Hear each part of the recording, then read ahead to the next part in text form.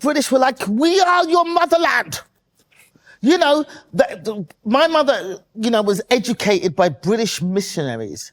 So it was instilled in her as a child. That's right. The Britain was the motherland. It was the, you know, and you know, her education was from them. So that was something to aspire to go to England. Yeah. To go to England, where everything began, you know, because that's what they were taught, you know, and that was where they could continue their education. Yeah. And they were taught that the British roads were paved with gold, and that's what they thought. Yeah. And so, you know, because the British came to Nigeria, destroyed, you know, the cultural education, and was like, you know, forget all this growing stuff and knowing the earth and the land, forget that. We're going to teach you how to do accounting and work for the empire. And that's what they did. So they destroyed that aspect of Nigerian life and taught them how to do work for the empire. And because of that, they couldn't farm as well anymore. They couldn't do those things anymore. And so they were qualified to do stuff in England. And that's where all the educated Nigerians aspire to go to. And that's what happened. They tricked that into this good trick. Yeah, I mean, if you think about that's the kind of stuff that is, I think, is so paramount, especially now. Like we are. I mean, if you think about even the way the American culture is, we are so like everything we do is for the empire, you know, for the government. No doubt. Yeah, right. Absolutely. Like a lot of us don't know how to farm, right? A lot of us don't know how to grow our own things. Yeah. I'm raising my hands because I know my wife likes, her family comes from a farming background, so she likes the green thumb. I had to fight her because she wants to put tomatoes and this in the back. I'm like, you need to start doing that. No, on some real shit though. War. Yeah. You're going to need to start growing your food. Or a lot of these cities have they have farming communities. You can go get a plot of, and they'll plant stuff for you. That's what I'm about to do. I'm like, yo, you can go and find places where people are growing their own in any city. Yeah. Pretty much, yeah. Yep. Did your father ever talk about the British stuff is the best? My father would always say that. British is way better. They're always British. Union Jack and all this. There was the colonization mindset. My father, You know, the one good thing that the British have been good at, just the whole colonial, the way that they've brainwashed the entire planet. Yeah, it's amazing. It's pretty ingenious. It's genius. Dastardly, but ingenious. That they've colonized us, our brains to believe, and generations. It's traveled down generations. Till today. Yeah. Where we think our skin is worse because it's darker. You know, this has been passed down. Yeah, no doubt. For hundreds of years. Yeah. I mean, it's pretty genius. Do you think they'll ever come to a point where it will stop? Where that colonization mindset is, when it comes to skin color, at some point it's going to end and stop? No. Not unless the earth does a hard reset, wipes us all out and we start again from scratch. No. Because it's going to keep getting passed down and passed down and passed down. Yeah, no matter what. And you don't even know what it is, because it's so intrinsic, it's so embedded in your DNA that you don't even know. You'll have guys that, I've got a preference for light-skinned women, but they don't know why. Yeah, and that's basically, it's embedded in our DNA at this point. I'm going to tell you this. Love my wife. Wife is light-skinned. She's, biracial.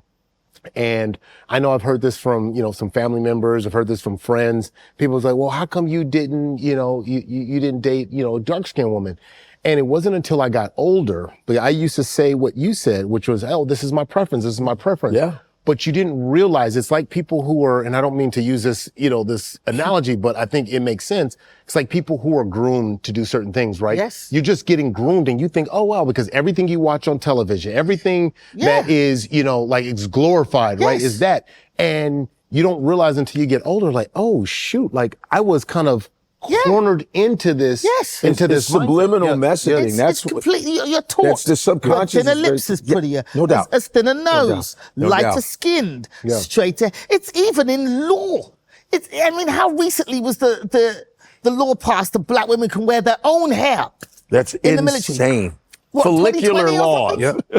Just with it's in the law. Yeah. And there are a lot of corporations who actually, my brother was a part of a lawsuit against Abercrombie and Fitch. Mm-hmm. And he used to work at Abercrombie and Fitch and he couldn't even wear his hair in cornrows. Yeah. And he wore it in cornrows and they ended up firing him and he went out after Abercrombie and Fitch, and this is where I'm like, well, why can't you wear? You know, we're not allowed to wear our hair as it grows out of our head. We have to chemically straighten it to fit into what is the white ideal of what beauty and cleanliness. And it's a lot of it being not being able to do what we do. They have to stop that. We can't twist our hair. We can't. But then they start doing it.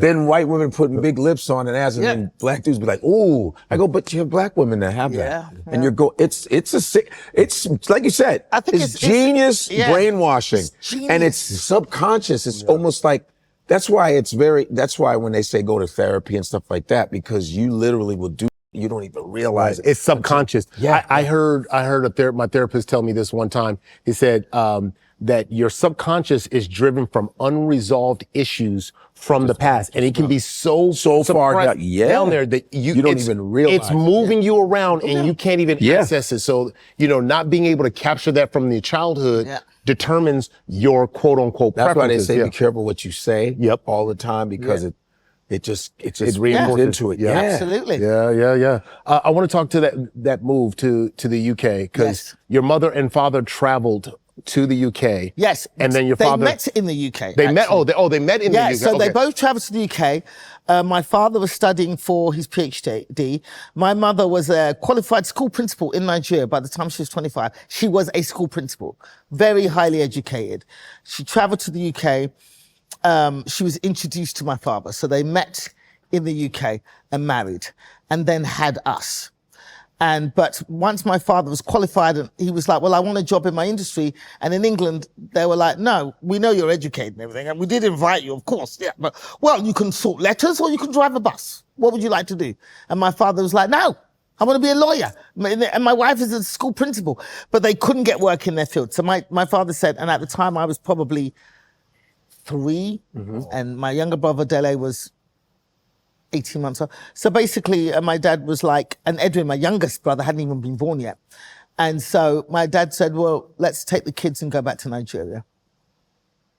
But my mum was like, no. My mum was like, no, these kids are British. She had that full British mindset. They're British. England is better. My children need to be brought up in England because they will have more opportunities. They'll have that British accent. Their lives will not be limited by being in Nigeria. And so she refused to go. And so my dad literally went, okay then. And basically, I don't think my dad's family liked my mum because she already had a child, my older sister, before she met my dad. I don't think and he'd converted from Islam to Christianity to marry my mum. Oh, wow. Oh, wow. So I don't think his family liked her. And so his mum was like, I'm not well. Your mother is dying.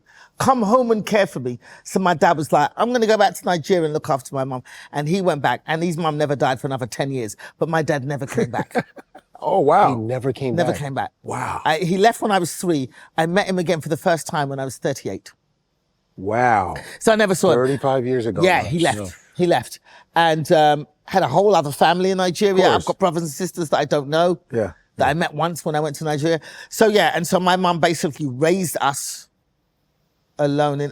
My mother had to go into hospital alone to have my younger brother.